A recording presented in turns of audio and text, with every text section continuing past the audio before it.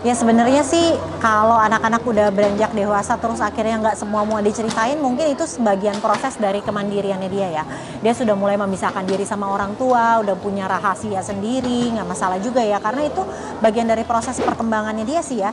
Tapi tentunya kita juga sebagai orang tua pengennya di saat dia udah mentok gitu atau mungkin ada satu kesulitan yang dia berat menghadapi, kita pengennya dia cerita juga ke kita untuk minta pertolongan ke kita, bukan ke orang lain yang entah siapa gitu. Jadi ya kalau menurut aku sih kita orang tua semenjak kita jadi orang tua atau mungkin semenjak kita menikah ya, kita perlu meningkatkan skill komunikasi kita sih. Bagaimana sih caranya berkomunikasi tuh yang nggak nyakitin hati orang lain gitu, yang nggak nyakitin hati anak-anak kita, atau mungkin gimana sih cara menjadi pendengar yang baik gitu sehingga ketika anak-anak curhat gitu dia merasa didengarkan dengan sungguh-sungguh gitu. Itu kan perlu belajar ya. Kebetulan aku juga ngerasa kok kesulitan misalnya Nala lagi curhat sementara apalah gitu, misalnya dia ceritanya kan ngalor ngidul ya kalau anak kecil ya, iya temenku begini begitu, sementara kita di sini banyak pikiran besok masak apa gitu, udah bayar listrik apa belum.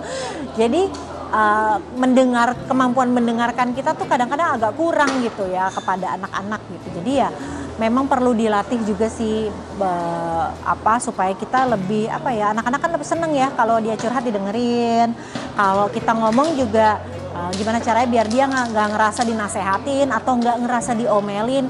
Itu kan skill berkomunikasi gitu. Jadi ya sepertinya kalau bisa sih sebelum nikah gitu ya atau sebelum punya anak tuh udah pelan-pelan cari cara gimana caranya berkomunikasi dengan baik, karena itu bagus banget buat kehidupan kita ke depan, bukan cuma buat berkeluarga tapi juga buat bermasyarakat juga oke. Tapi terutama anak-anak sih, yang penting ketika skill komunikasi kita baik, dia jadi nyaman gitu sama kita, cerita sama kita dan lebih terbuka sama kita gitu.